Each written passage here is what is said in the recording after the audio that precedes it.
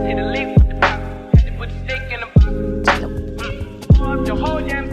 you guys, welcome back to my channel. My name is DeUndrea if you're new here. So as you can tell by the title, I'm going to be going over my 2025 luxury wish list. I love making these videos just because, you know, I feel like it makes me more focused and really makes me think about, okay, what are the things that I really want? What am I missing out of my closet? And just things that I feel like I really need.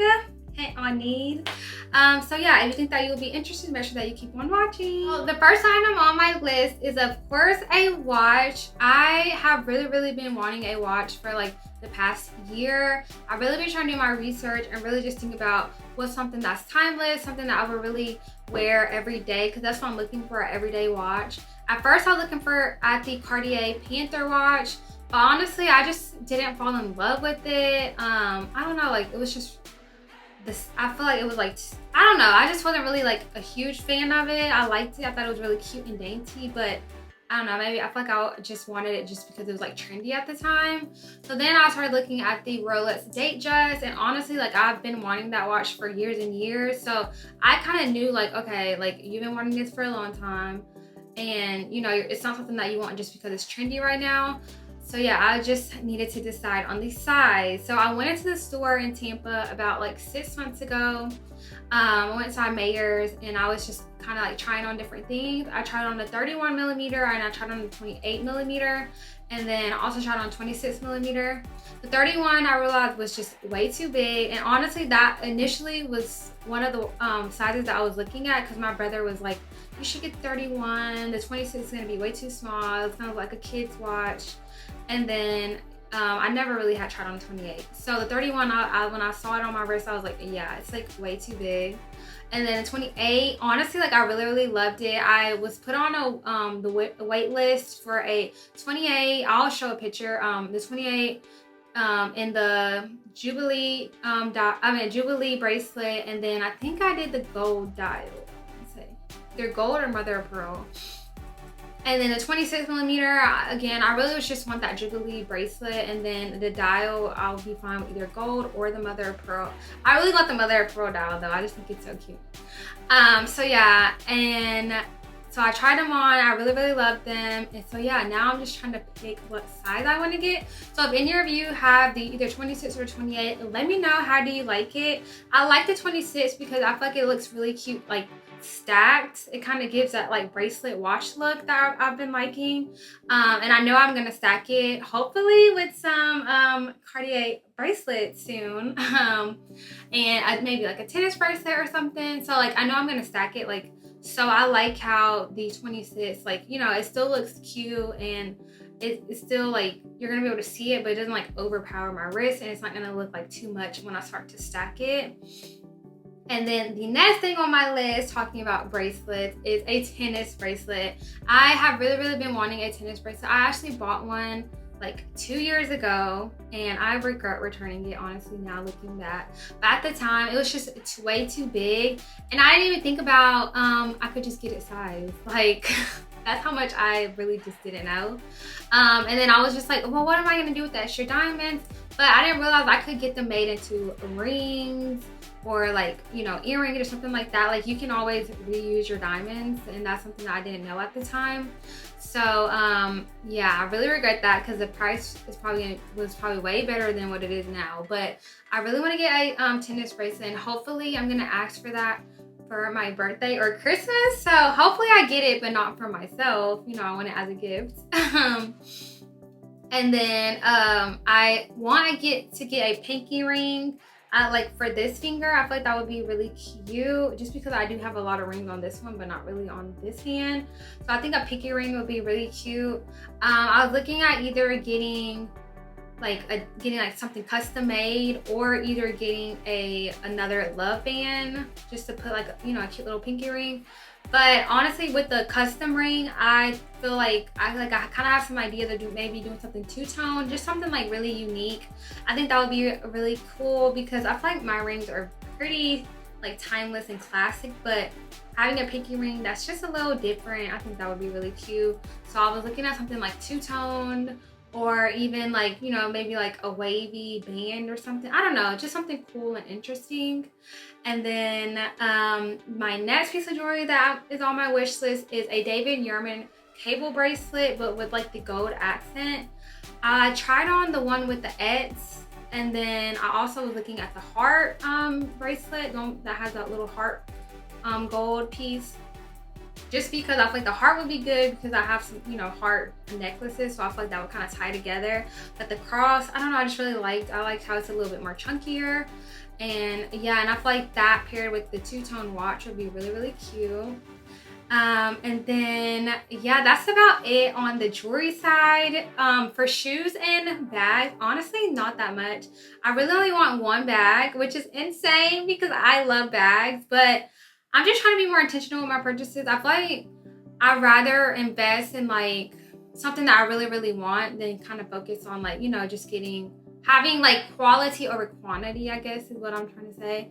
And I really want to get another Chanel mini rectangular, but in a beige color, because believe it or not, I do not have a beige bag, which is insane because I feel like most people either get a black bag or a beige bag as their first bags, but I did not get a beige bag, so I really, really need one. And I've really been loving to wear beige. Like I feel like I'm starting to lean more into like browns and things like that, so I feel like, you know, that's why I definitely need a beige bag.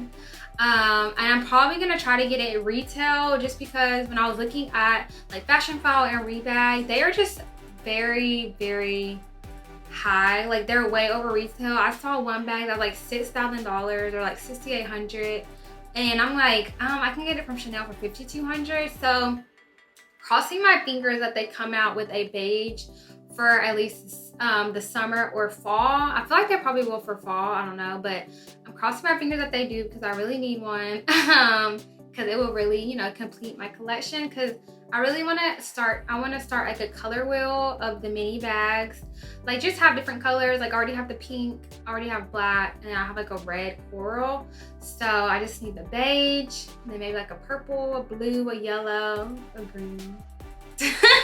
Have a while to go, but you know, I feel like a beige is definitely essential in your collection.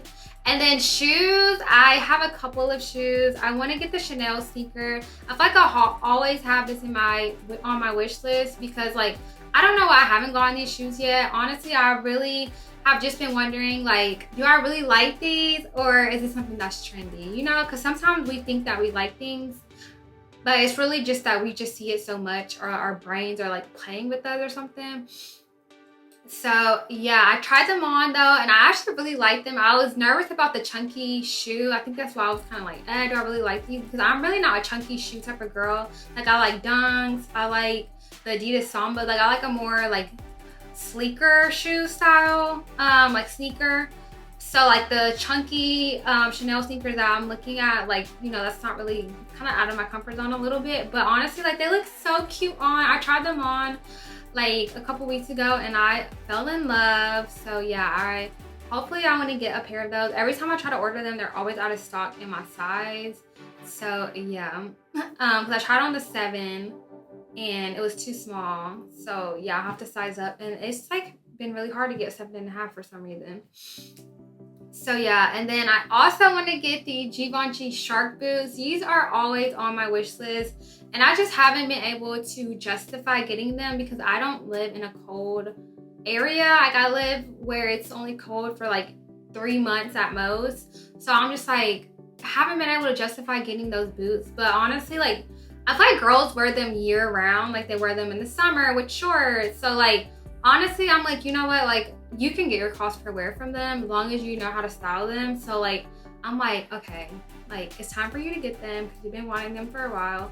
So hopefully I'll be unboxing them this year too.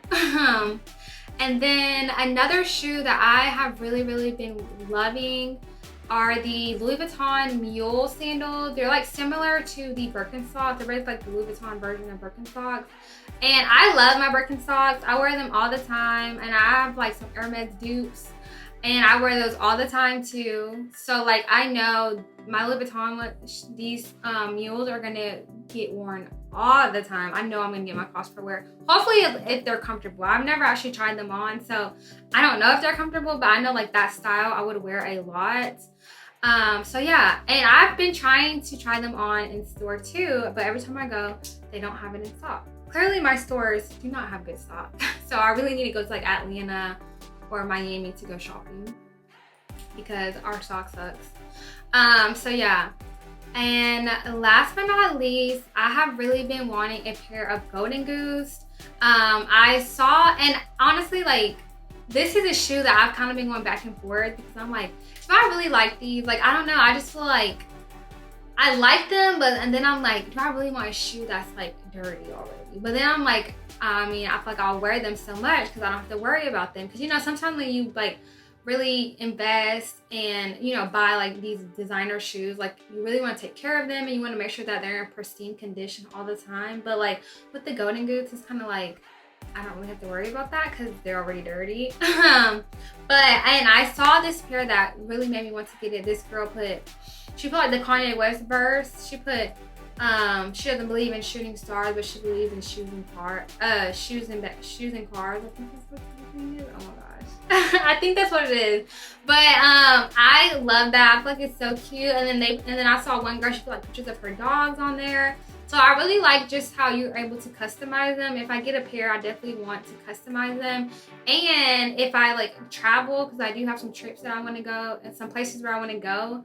So I think it would be really cool if like, say I go to Paris, I can get a pair and like, you know, kind of have that as a souvenir, but also a shoe that I'm going to wear all the time. So yeah, that is my luxury wish list. I hope that you guys enjoyed watching. I think this might be one of my smaller wish lists. So yeah, I think I'm maturing and growing. So yeah, I hope you guys enjoyed. Don't forget to give this video a thumbs up. Make sure that you subscribe and give a comment down below. See you guys in my next video. Pulling out the coupe in the lot, 12 fuck SWAT. Pulling out the coupe in the lot, 12 fuck